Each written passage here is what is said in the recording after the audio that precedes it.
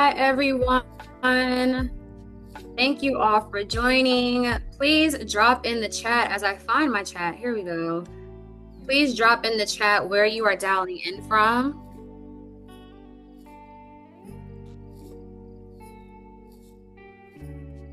There we go. Okay, New Jersey. Hey, Nate. New Jersey is here. Atlanta is here. Charlotte is here. Thank you for being here. Ash from Hanover, New Hampshire, 25 miles west of Chicago. I have family in Chicago. I've been to Chicago twice this summer. Love the Shy. Frankfort, Kentucky. I actually was in Frankfort recently. Bethlehem, Pennsylvania. Bonnie and Deb, I think I've seen both of you on some of our previous sessions, so thank you for joining again tonight. Lisa says hello from Greenville, South Carolina. We got Miami in the building. Mableville, Arkansas. Oh, Miss Ruby. Hi, Miss Ruby. It's so lovely to see you here. Thank you for joining. A legend in Arkansas, Miss Ruby is. So thank you for your time tonight.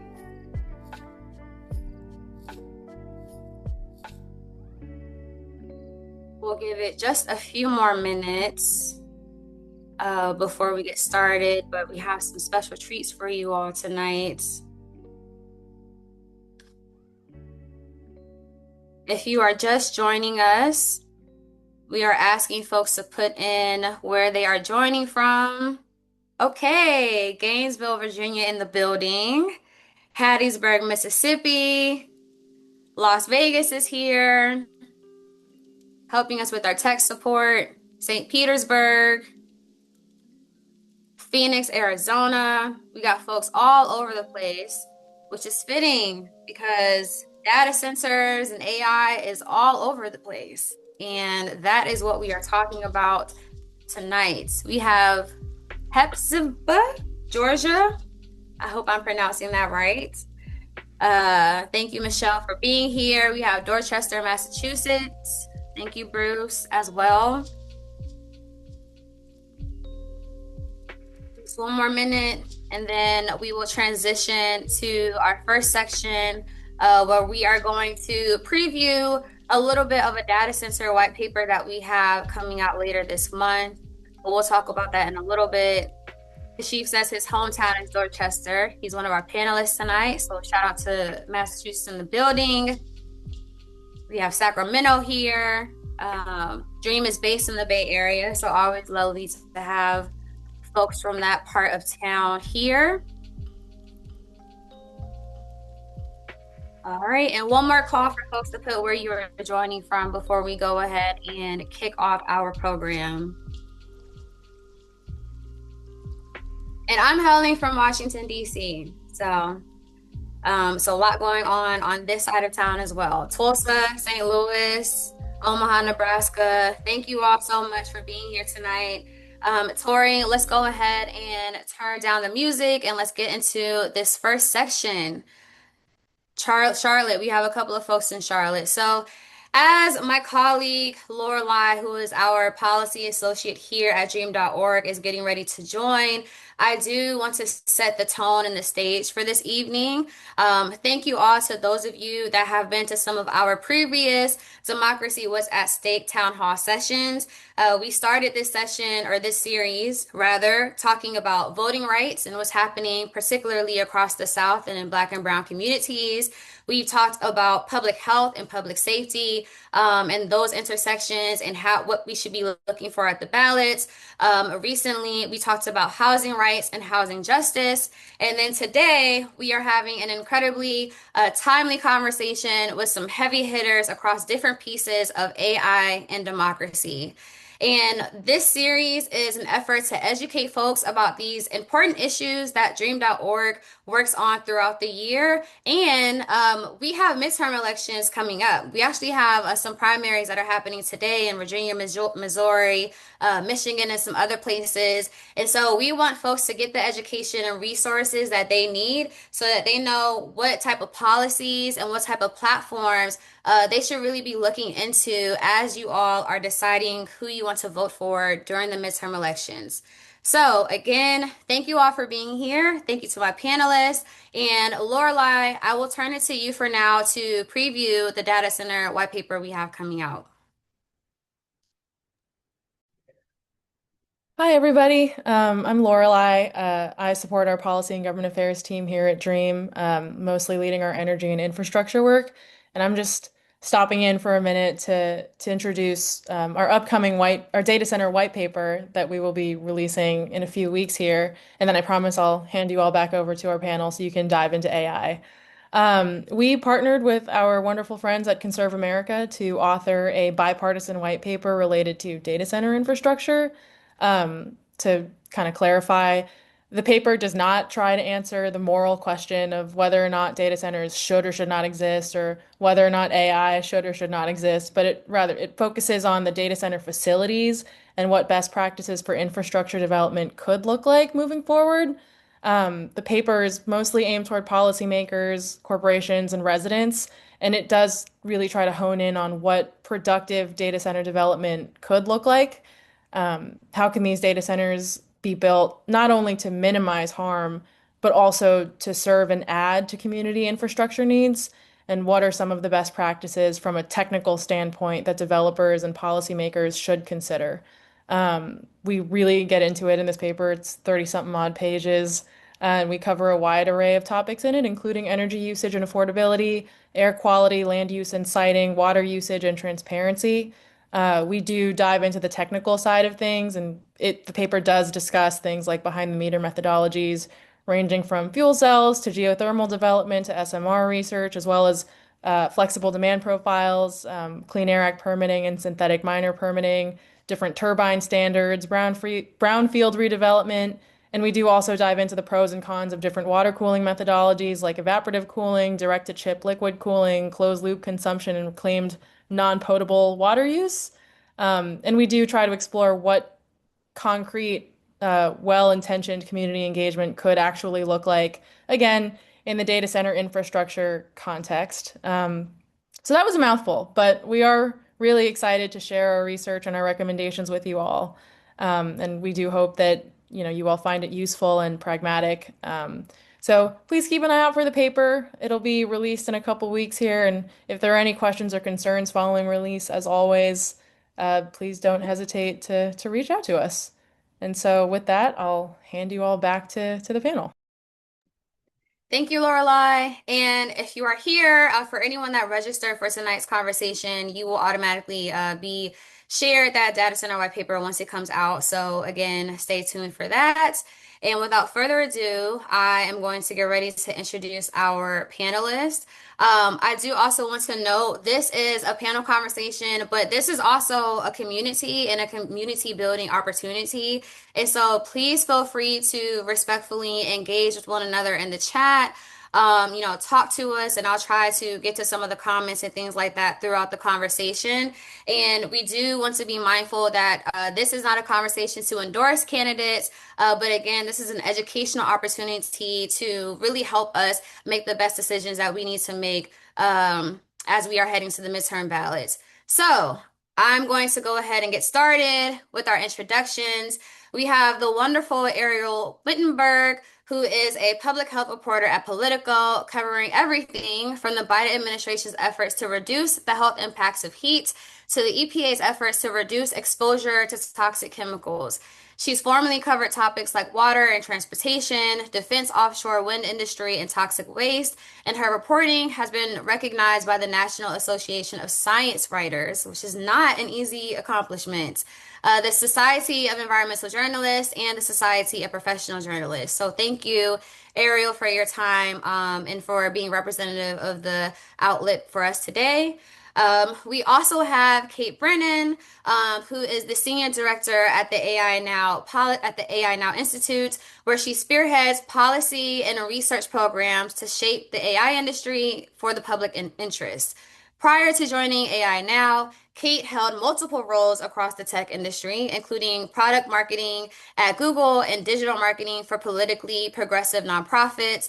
Kate also holds a JD from Yale Law School and a dual BA, Bachelor of Arts from Brown University in Modern Culture and Media and Gender and Sexuality Studies. So very diverse palette and brain there. Thank you, Kate, for being here. We also have KeShaun Pearson, who is a Memphis-based leader at the forefront of the fight for environmental justice, known for making complex issues accessible to the communities most affected by them.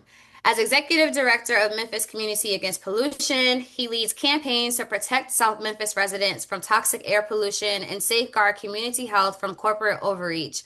KeShaun's advocacy began in 2020 during the Byhalia Connection pipeline fight, where he helped mobilize grassroots resistance against two multi-billion-dollar oil companies attempting to build pipelines through predominantly Black neighborhoods. So we have the community here represented with a strong advocate through KeShaun. Thank you for your time being here. And last but certainly not least, we have my Dream.org colleague, Kasheef Wyzard, who is the Senior Director of Tech and Innovation here at Dream.org, where he leads the organization's national strategy to help build an inclusive green economy through innovation, workforce development, and entrepreneurship. Kasheef has launched national initiatives that have reached over 1,000 participants with $2 million in climate tech scholarships, invested 1.3 in underrepresented tech founders, and mobilized 5.3 million in catalytic capital to bridge the equity gap in climate tech and justice tech. So, virtual round of applause for all of our panelists today. So appreciative of your time. And just as a reminder for my panelists, when you are up to speak for your question, you can turn your camera and your microphone on. And after that, you can go ahead and go off camera and go back on mute, and we'll have you guys pop in and out like that. So I'm going to start with Kate. I want to set some terminology, alignments here at the beginning because we've been throwing around AI and data centers and all of this stuff for a long time. And truthfully, pieces of both of these AI and data centers have existed for quite a while. But where we're seeing resistance and concern, is a little bit more specific. So, can you start off with some basic understanding for the group? How do you define AI, particularly generative artificial intelligence? And how do you explain what a data center is? And what are the specific types of data centers that are raising alarms across the country? Totally. Well, thank you so much, Rachel. And it's so nice to be in conversation with all of you. And I feel so honored to be on this amazing panel. So I am so excited for tonight. AI is kind of an unhelpfully broad term, right? I hear this all the time. Like, what is AI? And that's because it is representing a suite of different technologies that have been around for decades. So what are we talking about when we're talking about AI? Well, down to brass tacks, we're talking about algorithms that have been trained and are processed on a bunch of data to generate outputs. And a lot of this is things that we're all probably quite familiar with in the chat. So this could be a prediction, like when you're typing something into Google search when the word finishes for you. Or it could be a recommendation, like what Netflix is showing you what to watch. Or it could be a score, like a credit score, or some of the invisible scoring that happens when it comes to, our insurance agencies. Now, generative AI takes those algorithms, trains them on much more data, in fact, the entire internet, and the output that a generative AI system produces is new text. So this might be like literal written words like we see in ChatGPT. It could be an image, it could be a video, it could be a voice output. And I like to very briefly tell the story of like, how did we get here? How did we make this jump? And kind of why is generative AI popping off right now? And we can tell this story if we go back to about the early 2010s when tech companies realized that if they had access to a ton of data, think all the data of ours that they had been accumulating for decades at this point, and if they had access to more computational power, think these are like the NVIDIA GPUs that maybe we're hearing a lot about in the news, then they could train their models with more data, more compute power, and get more advanced models. And so that's why this compute aspect, this hard computing power is such an important part of the equation when we're talking about AI, because it's not just some magical software. There is a hard material supply chain that exists in order to process AI. And that's exactly where data centers come in, because data centers are the literal home that houses all of this hardware. Think like the chips that are powering the AI technology, and then also all of the physical infrastructure that is needed in order to power the computers, like energy infrastructure that often is built alongside data centers. So you are completely right that data centers have been around for a long time, just like AI technologies have been around for a long time, because they power everything. They power our entire computer infrastructure. Um, what has changed recently is the size scale of data centers. So we are seeing massive levels of investment in the hundreds of billions of dollars going into build data centers, and we are seeing them grow in size. So we usually define data centers by how much power they are able to hold. And this is where we get into a term called hyperscaler data centers. And this is usually based off of how much power are they capable of having. And we usually define this around, 100 megawatts. And sometimes to make this like really real for people, that's like 100,000 homes. It is so, so much power. And right now we're seeing data centers that are being proposed that are 10 gigabytes. Like the amount of power is astronomical. Um, so that is where we are, and I imagine on this panel we're going to talk so much about the harms that are emerging from this, from folks who are working on this on the ground. But this absolute level of extraction that we are seeing across the country is in direct relationship to tech companies that are incentivized to build bigger and bigger models, to figure out how they can power increasingly large AI systems.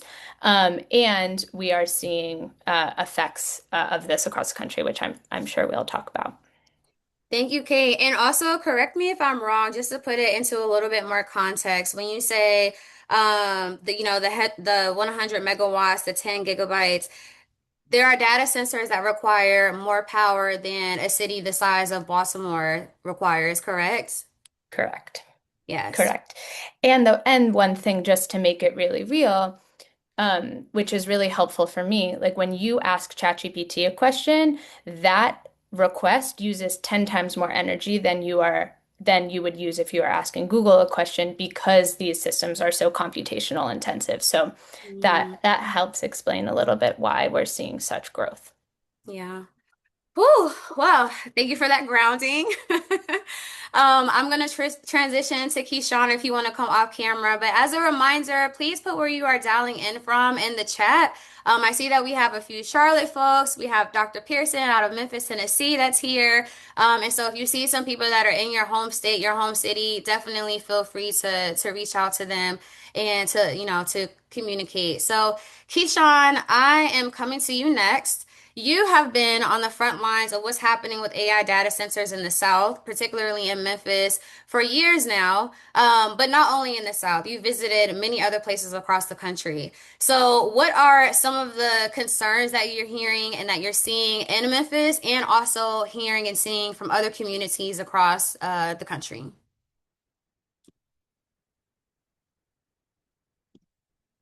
You're on mute. Somebody has to be the one to do it. Uh, but I just want to say thank you for having me, Rachel, and Dream.org. Dr. Pearson, that's my mom. Hi, Mom. So glad that she's here. She's the most supportive mom on the planet. Her birthday was yesterday. Happy birthday. And so when I think about the question you posed about data centers, the thing that comes to mind for me is that this is not a new phenomenon that our communities across the South, but more specifically, majority Black communities and marginalized communities continue to suffer from really the same ills and the same players. The biggest glaring issue has been the lack of transparency. No matter where I have been, and including Memphis, including literally 5 days ago when we got another announcement of a hyperscaler here in Whitehaven, it's a lack of transparency. We are not being told what is happening in our own backyards. We're allowing illegal operation of methane gas turbines by our Shelby County Health Department, and the folks who can and should be doing something are not. And that continues to weigh on our communities in a multiplicity of ways. But one major way is an erosion of inclusion. And when communities are not included, they are going to revolt against whatever the project is. And so without information, we are being exploited and our air is being poisoned. And so things like backdoor deals, non-disclosure agreements being signed by elected officials and unelected officials who are supposed to have Memphians' best interests at heart. That is really what people are up against. And so we are concerned because we don't have the information. What you don't know can hurt you. The other piece about this, and I've been able to travel, thankfully, throughout the South, throughout even the Northeast, where there is a proliferation of data centers. And it's not ironic that data centers are being propped up all across the South because the South is the experimenting ground for all of these bad products. And so much that we know harms humanity, it starts here in the South. And the benefit to that, though, is that it can be stopped here. Whatever happens in the South will proliferate itself and duplicate itself all across the country and all across the world. And so when we think about the energy burden and what families hold that energy burden, we have a census tract here in Memphis where people are paying 30% of their income to keep their lights on. People are having to make decisions like, are they going to pay for their medicine and their medication, or are they going to keep the refrigerator lights on so that they can have food? And so the energy burden, the health impacts that are disparate target Black communities because 75% of Black families live within a 5 mile radius of a petrochemical facility. And so this reinforcement of digital redlining that puts AI infrastructure in these same places, it continues to hurt the same people. And it doesn't matter if I'm in South Carolina, if I'm in Georgia, in DeKalb County, where thankfully they have a moratorium, or in Jackson, Mississippi, where thankfully they just got a moratorium, or if I'm at home in Memphis, the concerns are the same. People do not want to be exploited without an opportunity to decide what their future should look like. Thank you. I love the quote, "What you don't know can hurt you." And I do also want to shout out, my dad is in the chat, Will Payton, and particularly he's joining us out of Northern Virginia, which is the data center capital of the United States. There's over 600 data centers, either actively in Northern Virginia or currently in project development. And when I drive from DC to Gainesville to go visit, I can see a data center next to a data center next to a data center. It's really crazy. So, this is also a reminder that this is an issue that affects everybody in our communities and our Mhm. families. So we need to make sure that everybody that is in our lives is being involved and engaged in these issues. Talk to your people about, do they have a voting plan? Do they know who's on the ballot? And make sure that we are bringing each other into these conversations so that we can educate each other and we can know what we need to know. So thank you, KeShaun. I'm going to transition to Ariel. So you've been covering a lot of the health and environmental impacts of AI data centers with Politico, on the local and federal level in places like Memphis and in Virginia. What are some of the similarities you've noticed in how local and federal governments are responding to community concerns? Well, first of all, thank you for having me. And I think there's really so many different ways to answer this question. But I think I'll start with just kind of maybe explaining the different levels of government and the roles that they have to play here. Local governments essentially can decide where a data center is allowed to go or if it's allowed to be built. Obviously, there have been pushes for data center moratoriums locally. Many of them are gaining ground. Um, there have been, communities that are still accepting new data centers because they want the tax revenue. Loudoun County, which is the county in Virginia with the most data centers in the state with the most data centers, is also one of the richest counties in Virginia, and that's a large part because of the tax revenue. But it started this data center build out before we had hyperscalers and before this jump to generative AI that Kate just talked about. And now that we do have hyperscalers and they are putting a strain on the electric grid, that local county board has said, we have to actually place limits on how we're building these. There's obviously also cases like Memphis. Memphis is not the only place where you have the tech companies, the developers come in and they do make backroom deals. They have local government sign NDAs. They kill local regulations, and kind of strong arm local groups. And even in places where you do have localities saying, you know what, data centers, we recognize these hyperscalers, they are industrial, they should go in industrial areas. Again, as in Memphis, a lot of time that's next to Black and brown communities that are already overburdened by pollution. But if we're talking about pollution, and like who controls, who gets to emit what pollutions and what health harms, that's the federal government that's in charge of that. Even though the state or maybe a county sometimes will be the one to actually like give out that Clean Air Act permit, it's following the rules that are set by the federal government.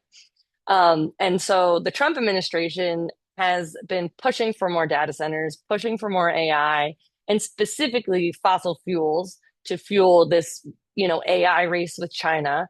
And they have been rolling back protections that have been on the books.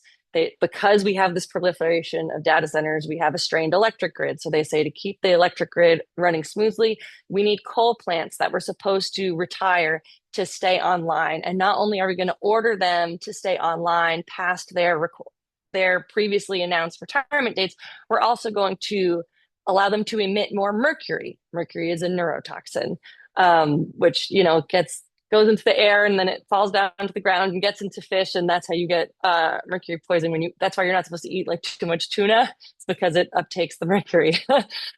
They've also specifically said for data centers that power themselves, that they're going to allow more emissions of sulfur dioxide, which can cause acid rain. The one limit, and this is going to connect back to Memphis right now, the one limit that the Trump administration has pushed for data centers is that they should pay for or produce their own power. And there's now a bill in Congress that's advancing. And it's kind of like the one limit that even politicians who don't want data center moratoriums, they say, well, we don't want ratepayers to be paying for electricity upgrades to the electric grid that are really mostly just for data centers. But what that means is you're going to have more data centers, more tech companies bringing on these methane gas burning turbines like XAI has done in Memphis.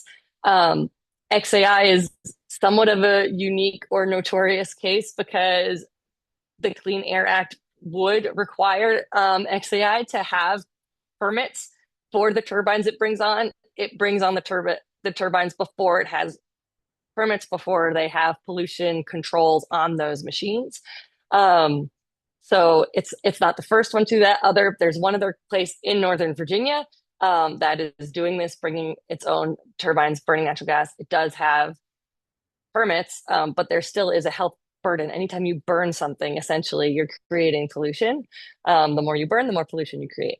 And to close it all up here, I'll just say that there are more of these that are going to be coming because of this push from the federal government, and also just because the electric grid is kind of oversaturated now with data centers. The utilities can't keep up.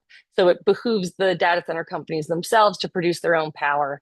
And I've seen one calculation that there are some 57 data center projects nationwide that would amount to 90 gigawatts of producing their own power through burning methane gas by 2030. And those are, projects that are like reasonably far along, that have been sought permits or that have been announced, that have been listed in SEC filings. So there are more of these to come. It's not just Memphis. It's not just Northern Virginia. Yeah, and we've got to figure out we cannot continue to pollute these communities with methane gas. But I'll talk to you a little bit more about that later. If you, Ariel, or someone else can drop a link with some more information about that bill that's moving around on the Hill for our audience, that would be great. And then also, as a reminder to the chat, we will, I'll try to take a couple of questions towards the end. So feel free to try to add something to the Q&A, and I'll try to get to it as best as I can. Kasheef, my fellow Dream.org member, I'm coming to you. You are in a really interesting position. So, at Dream.org, we believe in putting the people closest to the problem, closest to the solution. That's part of why we're having this conversation tonight. And we also sit at the intersection of climate, tech, and justice. And AI is touching all of those things squarely in the middle. So, as the Senior Director of Tech and Innovation at an organization like Dream.org, how is Dream.org modeling that strategy of putting the people closer to the problems, closer to the solution, at a time where it's one of the most revolutionary yet controversial technology turning points in human history? Yeah, thank you, Rachel, and thank you everybody for being here today. Great question, which I'll paraphrase in a way that probably the audience heard that, which is how is Dream.org not only talking the talk, but walking the walk, right? And in this moment for me, like the question around leadership keeps coming up. We've seen so many examples of poor leadership in this administration, especially where people are leveraging their access to or proximity to power and resource to benefit themselves. I think every leader, whether you're in government, the private sector, nonprofit sector, has to ask a different question, which is how are you using your access to power, resource, and influence to create opportunity for communities that need it most, right? And that's the question that drives Dream.org's work. We don't exist just to have a seat at the table. We leverage our proximity to policymakers, industry leaders, philanthropy, the innovators who are closest to the problem, to your point, who have the best ideas. But we leverage that proximity to move opportunity, resource, ownership closer to communities that have historically been left out. So while to my colleagues' points, where we're certainly justified in as those on the front line, as communities on the front line, as the leaders that we are, we're justified in ensuring that we protect communities from the harm. We also have to ensure right now that in this moment, we uplift the fact that this is also an economic restructuring, right? So every major technological revolution has generated tremendous wealth. Our communities have just been left out, right? And that's the reason why we came up with our AI North Star principles, which I'll expound or expand on a little later.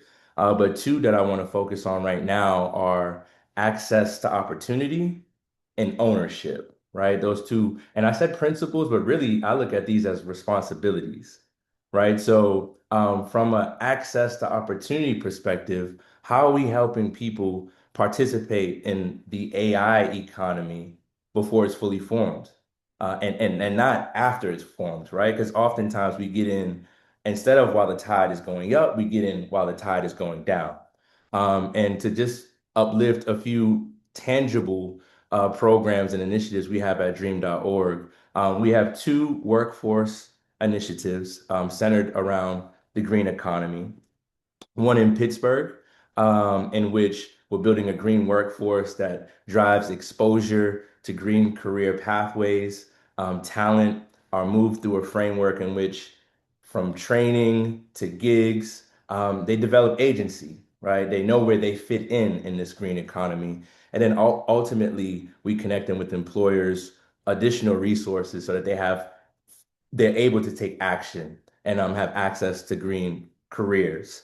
And then another green workforce initiative would be our Green Reentry Incubator, which we've executed in Charlotte. We also have one going on right now in the Bay Area where we're formally working with justice impacted talent in a cohort, hands-on, 8-week program where the outcome goal is for them to have full exposure and training in relevant areas, graduate with certificates, and ultimately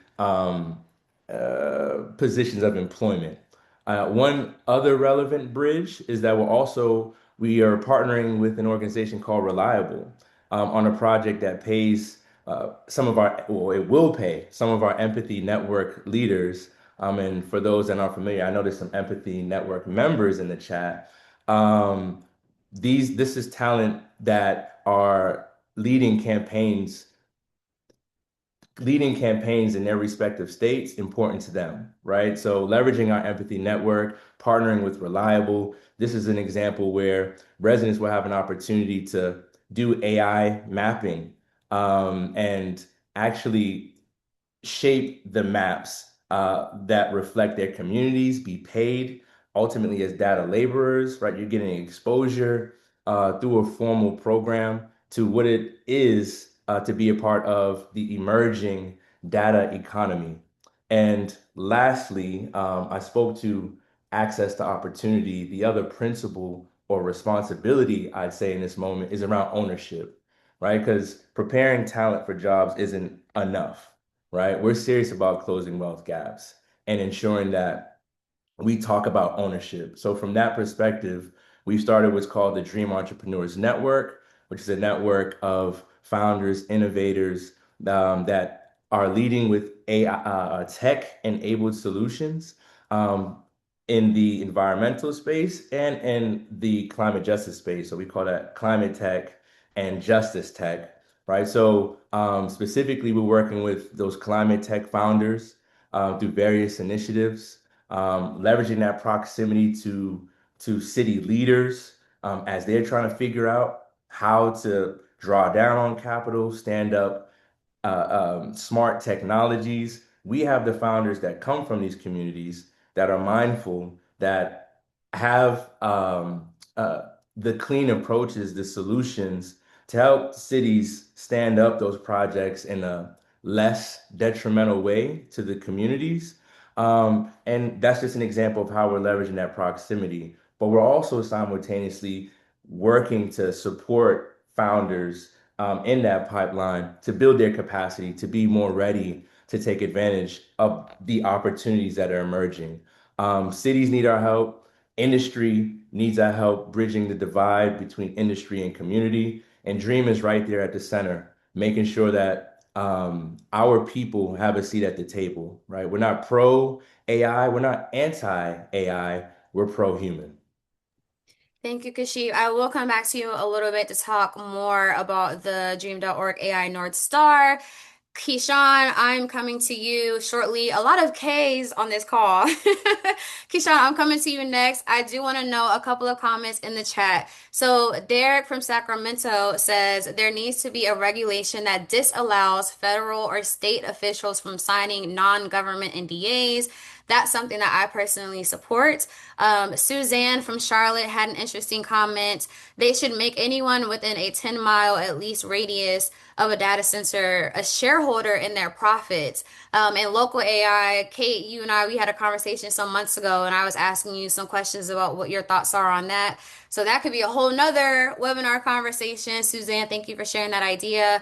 And Suzanne, the program that he mentioned is in Pittsburgh, but we do also have the Green Reentry Incubator in Charlotte, North Carolina, which is helping people that are justice impacted or formerly incarcerated get trainings and eventually job placement into organizations that are implementing climate solutions in Charlotte. And we are also working with some local organizations on the ground in Charlotte for our Stop Toxic Tech data center campaign, where we are helping them lobby for proper data center accountability and protection of their community. So the Dream Team will drop some links for those of y'all that want to learn a little bit more about the programs that we just mentioned, but we will also share an email after this session with some of those links as well.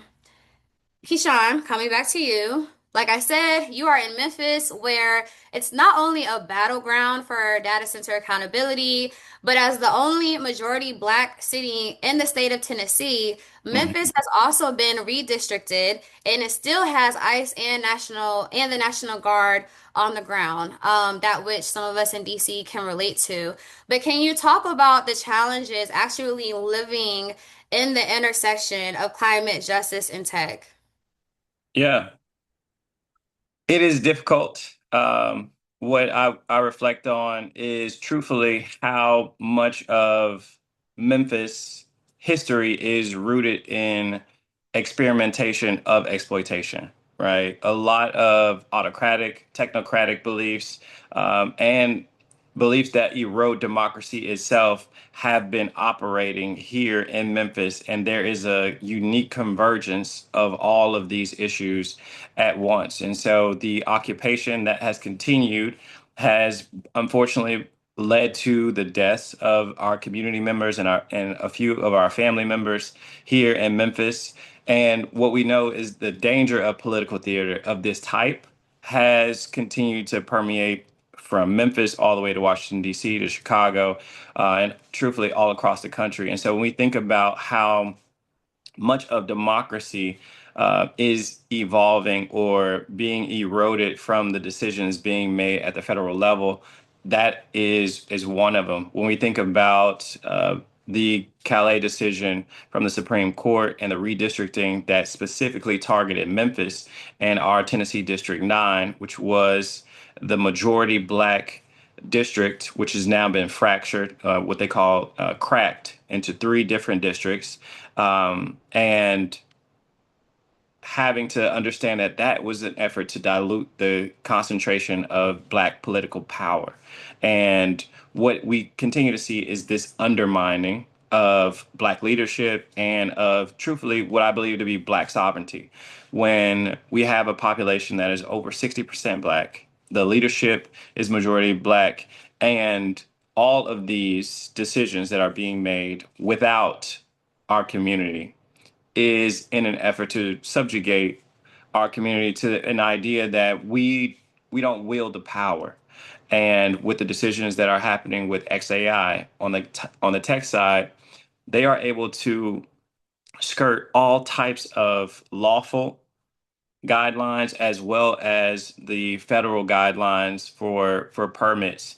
And we are seeing in real time what it would look like for a community, for a city, for a county to experience what Project 2020 2025 is. And so all of those are at play here. And it is overwhelming at times. But what I have been able to be encouraged by is the fact that people here aren't lying down and aren't giving up. We have had the highest voter turnout for an election during this period since 2010 in this primary election cycle. And so people are returning to the polls in droves and in new numbers. We have so many folks who have joined our fight and our resistance against the proliferation of data centers, XAI, and the way that they have just unlawfully been operating these methane gas turbines. And so whether it is tech, whether it is justice, and on the justice side, I sacrificed my own body and I was arrested and detained at the Tennessee legislature, you know, for protesting against the redistricting maps. We are willing to do whatever it takes to reclaim our city, to reclaim our county, to reclaim and continue to operate in what I know and believe is our sovereignty. And that type of spirit, that people power, is what will continue to shape America. That is what I believe in. That is what I am seeing here. And that is what I believe we have to look forward to as November approaches. But even further than that, as we build a foundation for something much different than what we're experiencing right now. Yeah, and thank you again for your work on the ground, for always putting yourself on the line, not only for Memphians, but for communities that are experiencing these challenges all over the country.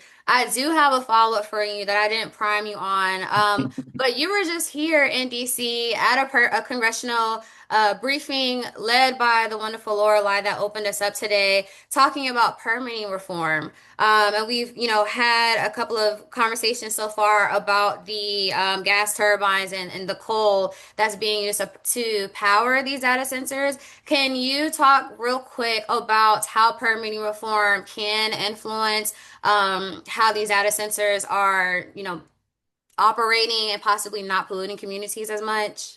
Yeah. When I talk about data centers all the time, I give them all the grief because of how they are operating, how they are powered. Being either powered by methane gas or fossil fuels or connected to a power grid that is powered by methane gas or fossil fuels is to a detriment of our future and our society as a whole.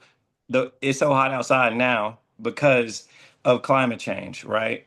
And so what we know is that a bridge fuel cannot be fossil fuel. That won't get us to the goals that we know we need. And so, in order for us to install the amount of solar and battery that we need to function as a society, we need a way to not necessarily fast track, but to prioritize clean energy projects. As the NEPA standards stand now, it is a huge hurdle and it hurts clean energy projects far more than it hurts fossil fuel projects. And so without permitting reform, we're going to continue to see fossil fuel be used as this quote unquote bridge fuel versus a real investment in what we know we need, which is clean energy through solar and through battery storage. And so permitting reform that will shape NEPA in a way that helps clean energy is what we need. We cannot continue to rely on the legislation as it exists in this moment and those regulations to help us because as of current, they only help and prop up big oil while hurting clean energy projects. Thank you. Ariel, I'm coming to you next. I want to read Dan's comment in the chat. He says, we also need to create ethical companies to explore alternative computing infrastructure that has a sustainable ecological footprint, not just the energy used, but the way it is used. And Dr. Pearson says, definitely need permitting reform and alternative means. Absolutely. Ariel, you speaking of which, actually, you used to write about the EPA's efforts to reduce exposure to toxic chemicals under the Biden administration, and before that, you wrote about the offshore wind industry quite a bit. What type of solutions could things like offshore wind offer to reduce some of the power generating concerns and air pollution concerns you've been researching and writing so much about? Yeah, well, first of all, I just love this question because this is like my whole like career, why like encapsulated in one question. I don't think I've ever received something quite like that. So thank you for doing your homework. But yeah, I mean, so like KeShaun and like Kate, mentioned, we are just in a situation right now where you have this deluge of data center projects across the country. The electric grid in so many places is constrained. We have coal plants staying on longer, like I mentioned. We have utilities building mostly new gas plants. They could be building more solar. They're not to the same degree. They could be building more onshore wind, offshore wind. Obviously, renewable energies that don't involve burning things don't pollute. You're going to have the same like impacts in the specific spot that you're building, right? Anytime you build something, you're hurting that like local ecosystem or environment. But once it's up and running, you're not going to have that pollution. Offshore wind has been a favorite target of the Trump administration. President Trump doesn't like wind turbines. He's had beef with them since before he ran for president, and now his administration has taken steps to block offshore wind projects. And it's the kind of a situation where every little bit helps if you had those projects coming online when they were planned to or projected to, it would be, reducing the amount of fossil fuels that you'd be relying on for these data centers. That said, I do just want to give one specific example. There is like one offshore wind farm that is like currently on track to where it was supposed to be before the Trump administration, and it's one off the coast of Virginia. And it is supposed to be a 2.6 gigawatt project that would be enough to generate power for more than 600,000 homes. That's more than the Hoover Dam generates. That's, by pre-AI standards, that's a huge amount of electricity, renewable energy that Virginia could soon be getting on the grid. But you have to weigh that against the fact that Dominion Energy has a 70 gigawatt backlog of data centers that are wanting to connect to the grid. That's how much power, the totality of their line, essentially, that's waiting would require. And so, even if the legislature had a report come out in 2024 that said, even if every offshore wind farm that was planned at the time came online, it would not be enough to satiate what they called the unconstrained demand of data centers. And that's just in Virginia. Wow. That's a lot of energy. Yes. And so I would say one, these are some of the solutions that you all should be seeking or asking your electeds as they're trying to earn your vote. And I'm not talking about, just your senator or your house reps or even your state senators and your state reps, but your city council folks. We need to pay attention to every level of our local politics, particularly city council and local city governments, because they are the ones that majority of these data centers and companies are working with. They're the ones that are signing these NDAs, your mayoral offices and things like that. But wow, that's a lot of power that is needed. So we have to figure something else out. Thank you, Ariel. Kate, I am coming to you next before I go back to Kasheef. So, Kate, last year, the AI Now Institute put out the North Star Data Center Policy Toolkit. Based on that resource, what are some of the things that voters should be asking their candidates or be on the lookout for as they're heading to midterm elections? Yeah, absolutely. So I'll drop the link in the chat since I'll be referring to it. But we helped collaborate and write this North Star Data Center Policy Toolkit in consultation with dozens of local and state organizations on the ground. Major shout out to KeShaun and MCAP for hosting a training in Memphis that a lot of these insights were derived from. And we felt a need to write a document geared towards organizers and policymakers to know what to ask for. It was really clear in a lot of cases what we don't want, like we don't want a data center. But then there was a need of what are the affirmative policies that we can ask for of our local, state, and federal governments. But we didn't want to compromise the need for a transformative approach to it, to stopping the rampant build out. And so we built this toolkit that is geared towards this transformative goal of stopping the build out, but also having in the weeds wonky details so that like you can go to your city council and you can ask for in the detail policy on a number of topics. So it's organized by local, state, and federal government because agree there is a role for government to play at every single level of government here. And there are scaffolded recommendations. So where we can't ask for maybe like the boldest ask, there are other ways that we can tailor the policy. So many of them, and I love the bold ideas in the chat that have actually already that are in the guide and that we talk about, but it goes through issue by issue. So, everything from moratoriums to restrictions and outright bans in communities, how you can use zoning law in order to ask for really transformative change.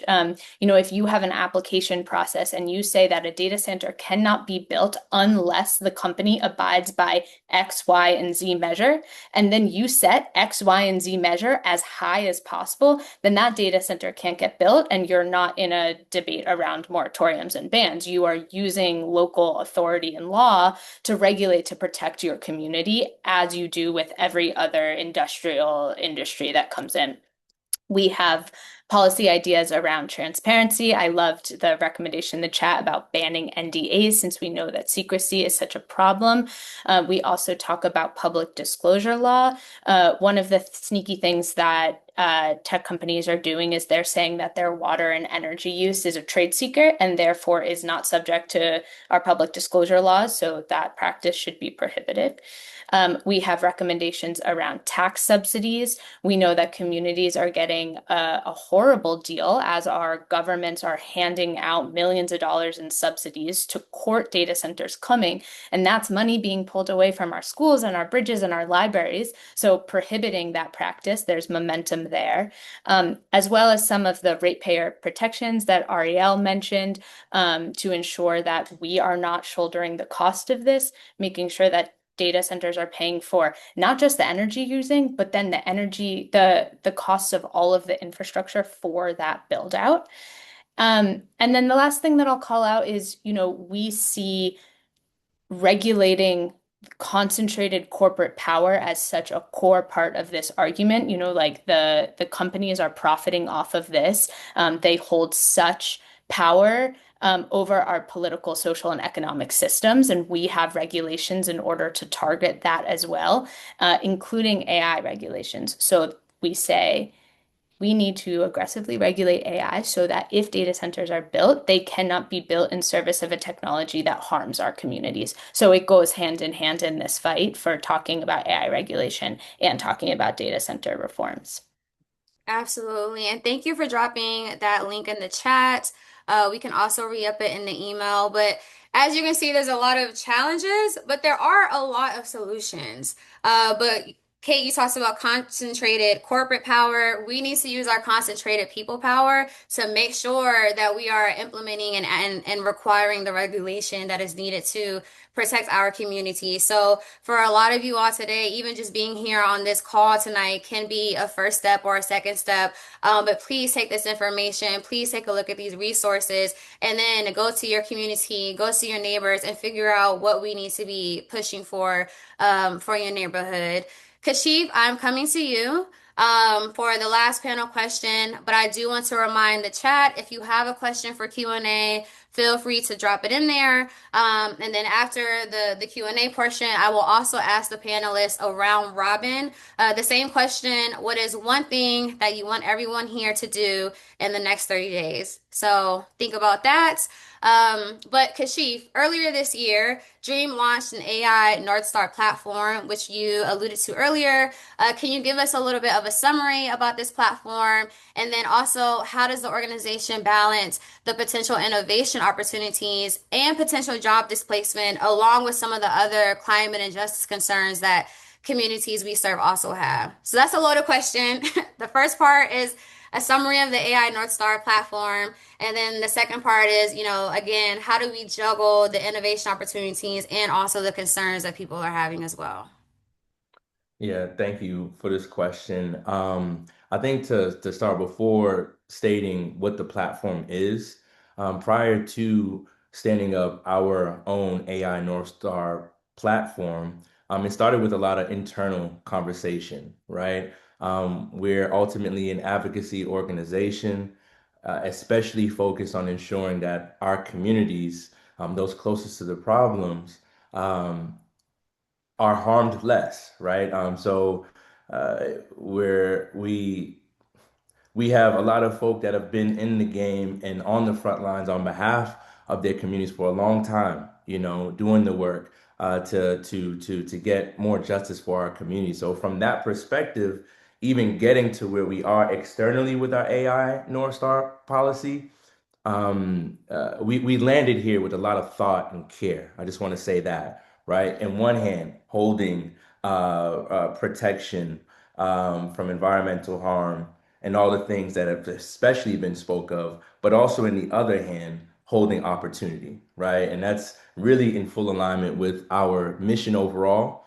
You could just state it differently, but ultimately it's about protecting our folk and then ultimately connecting them to opportunity, closing prison doors, open doors of opportunity, right? So I just want to say that first, that is at the core of what our platform is. And then to speak to what our platform is, we have four principles, or again, I say principles, but I also look at it from the perspective of responsibilities. And what we want to ensure is that every community has four things. They have a voice in the decisions that shape AI. They have protection from harm, whether that's bias, surveillance, work displacement to the second half of your question, the environmental impacts of the infrastructure being stood up, access to opportunity, whether that's education, workforce development, entrepreneurship, emerging careers. And then lastly, I think where we should spend just a little more time is our fourth principle, which is around ownership of the value AI creates, right? If we're serious about closing wealth gaps, communities can't simply use AI. They need opportunities to build companies, influence markets, and share in the economic value that the technology creates, right? And that's the one thing that we know about this moment that we're in is that a lot of money is going to be made. And guess what? A lot of the profit that is generated is on the back, for lack of better words, of our data, our information, right? But we're not necessarily in a position to reap those benefits. So that's something that really excites us in this moment right now as we think about the role that Dream.org can play in this moment is to formalize a national campaign in which we center those principles and especially lean into the opportunity of around ownership. So community ownership, ensuring that, again, the AI-driven economy creates widespread economic opportunity, shared ownership, environmental sustainability, and protection for all of our communities. Now, can you actually restate the second part of that question? Yeah, so essentially, how is Dream balancing both the potential innovation opportunities, but also the potential job placement and other climate and justice concerns when it comes to AI? Yeah, great question. And I think again, it just comes down to our theory of change around those being most or those closest to the problems having the best ideas, best solutions, often they're not invested in and they're least proximate to power. So the way in which we walk, the way in which we walk that walk, is by centering those voices again, centering those with the solution, centering um, I say that centering those with the ideas, with the solutions, and making sure that they do have that proximity, right? As the powers that be are trying to figure it out, guess what? We have a pipeline of the best minds capable of solving for the exact issues they're struggling with. And simultaneously, we're also going to ensure that community have a seat at the table, right? So there's a community engagement function of what we do. There's the talent from an entrepreneurial perspective, founders that are leading projects at commercial scale, that are standing up projects with clean energy, right? Having them at the table. And also because of the last 5 to 7 years plus, we've been working with industry to help them find talent in communities. We also leverage those relationships as well. So much of that solution is relational, I'd say. And we're again going back to my push at the beginning. We're going to ensure that we leverage our proximity to power to accelerate access, economic access to those from communities most impacted. Thank you. And I do want to close out with two comments. If as our panelists are coming back on camera for the final round robin question. Thank you all so much for being active in the chat. And if you're paying attention to the chat, Dan has been dropping gems all night, particularly one that he said a while ago, which was a good reminder that once we do get regulation, the buck does not stop there because then we have to make sure that that regulation is implemented. And sometimes that's the harder parts than getting the regulation in place in the first place. So saying that to say, don't take your gas off the pedal, or excuse me, your foot off the pedal. And then I also want to address one question that we got from Ashley Jackson, who is one of our newer Dream members. She asks, is there a universal toolkit for communities to get familiar with language and any call to actions that may be available to them? Thank you for that question. Kate dropped one really great resource from the AI Now Institute that we will also re-up via email. And then dream.org also has a tracking the truth about toxic data centers, a resource that we will share with you all as well. And that also explains a lot of the terminology too. Because I know we're throwing a lot of things out there. We're talking about megabytes and gigabytes, and everybody was not a mathematician in their day.